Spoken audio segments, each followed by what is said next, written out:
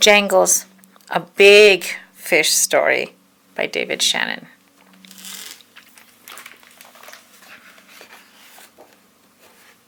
Jangles.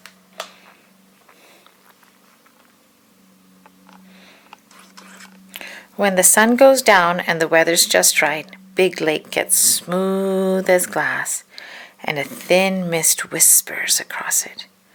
That's when you might catch a glimpse of Jangles.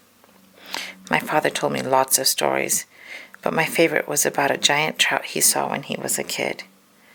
I still remember sitting with him in front of a big stone fireplace at the cabin. He pulled out a dirty green tackle box and shook it a couple times so it rattled. Then he told me this story.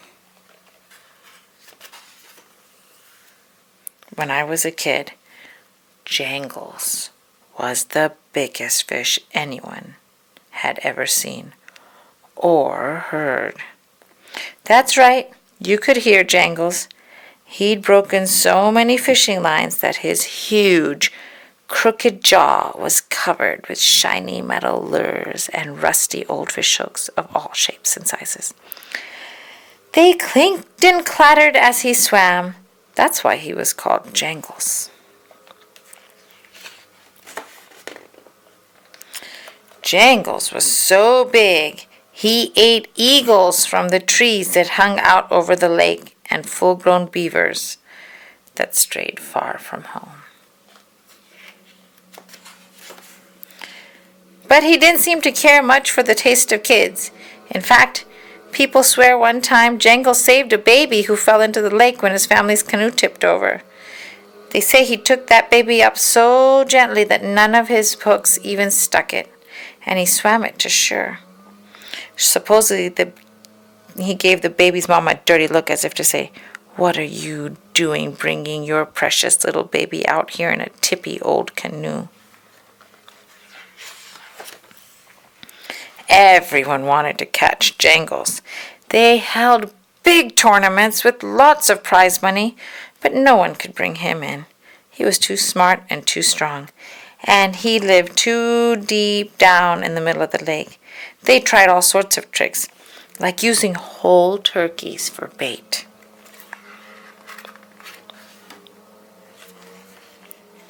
One fellow even tried dynamite.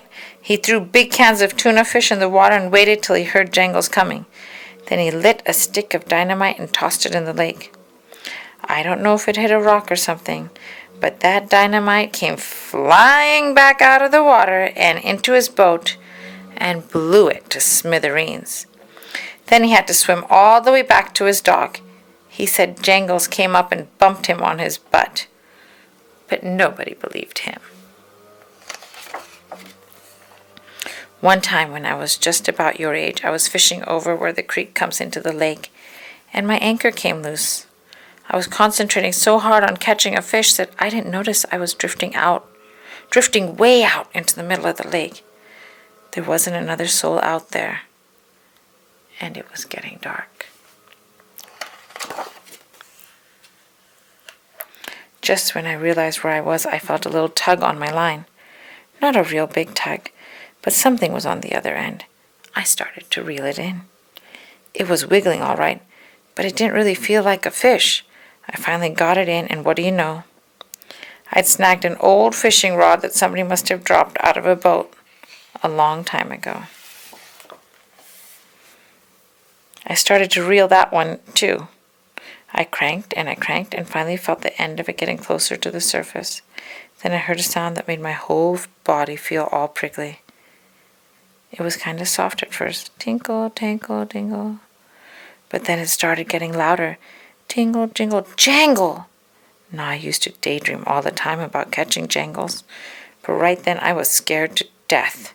Just when I saw the lure on the end of the line, a gigantic shadow came out of the deep darkness and swallowed it up. My rod bent nearly in half. I was hanging on to it like it was my first dollar when Jangles suddenly swam under the boat and pulled me right over the side and into the cold black lake. Down we went like a crazy horse and buggy. Pretty soon I noticed I could still breathe, and the water wasn't cold anymore.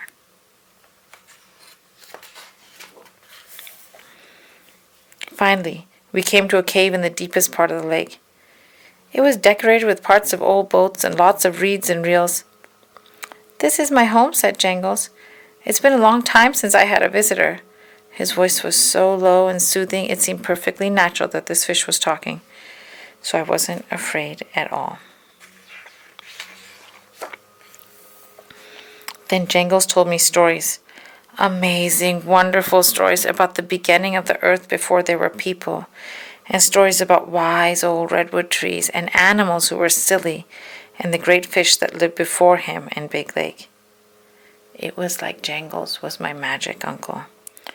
After a while I started to get sleepy, and he said, "Time to go."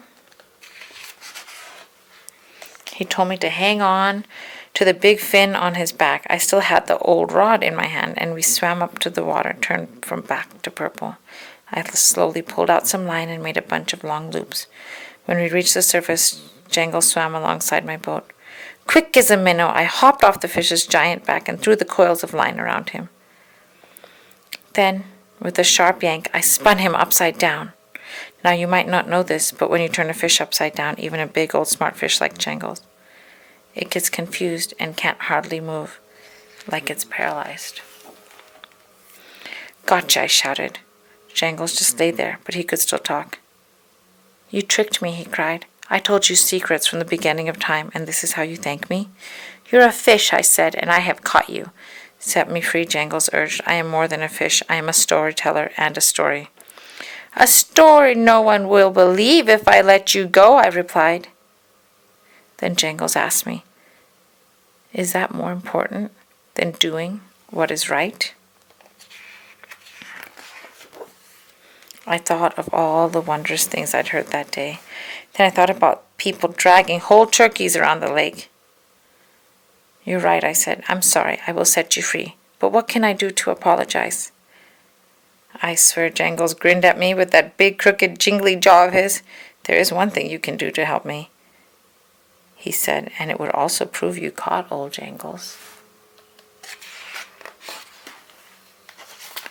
That's when my dad stopped telling his story and gave me his tackle box. It was full to the top of shiny metal lures and rusty old fish hooks of all shapes and sizes. He never told anyone about catching the giant fish. He kept it a secret until that night when he told me. And now I'm telling you.